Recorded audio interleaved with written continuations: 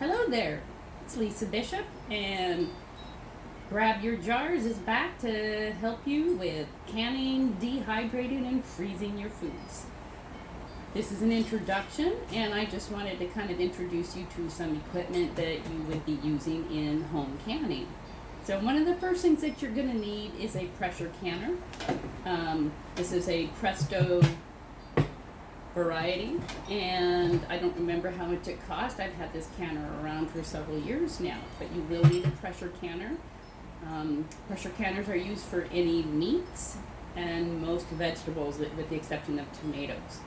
So if you don't plan on doing any of that, you don't need a pressure canner. You would want a boiling bath water, which is basically just a big pot with a rack in it for jars and a cover.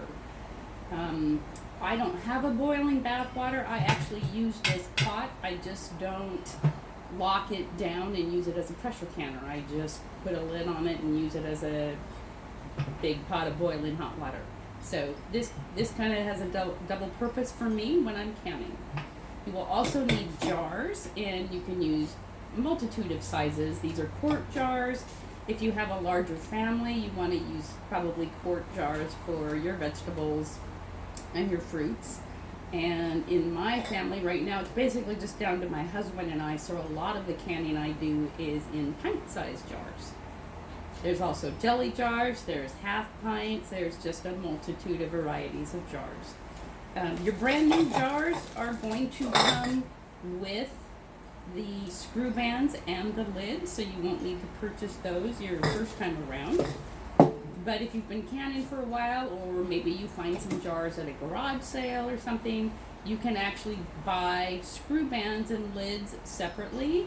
And if you have a bunch of screw bands at home, you can buy your lids separately. You can buy wide mouth lids or regular size lids. Now, one note about lids, especially since we had a shortage last year, don't buy knockoffs on the internet. I tried that, and they didn't work very well. So now I really just use these lids. If I'm going to be freezing something in jars, I'll put these in the freezer, but I won't use them for canning purposes because they don't work very well. So don't buy the knockoffs, they're crap. Alright, another thing that you'll need for canning, you've got to have a jar lifter. You don't want to be trying to lift jars out of these pots with your hands when they're boiling or just coming out of the pressure canner. So you must have a jar lifter, and I actually have a couple of them. Another thing that's a must-have is a funnel. I like these nice wide funnels. They fit nicely on the wide mouths or the regular mouth lids, and I just really don't can without using funnels. You could find some canning books. This canning book, I've had one variety of it or another for years and years and years. This is my first canning Bible, and this is just the Care Home Canning and Freezing book. It's kind of a cheapy paper version, but this is what I use. I also have a Care Kitchen cookbook that has some recipes in it for salsas and sauces and stuff like that, and I kind of use this as a guideline for how long to process some of my foods. So having these canning cookbooks around are also very helpful. Another thing, if you plan to make jams or jellies, I really, really, really, really like this brand of Pectin, and you will need Pectin to firm up your jams and jellies. I like this Pectin because I can use far less sugar than I normally would for making jellies with other brands of Pectin.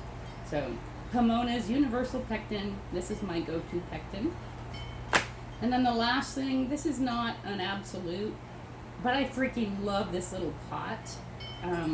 It's just really handy for me if I want to just scoop something out and pour it into my jars, whether it's water or whether it's my jams or whatever. I find that this is really helpful. And this one actually has a little lip on each side to help with pouring. I found this at a garage sale, and it's one of my very favorites. So these are your basic go-tos for what you need to start canning. If you have any questions, put them down below. I'll answer them for you. And if you like what you see, hit subscribe and like. Have a good one. I'll see you in the next canning video.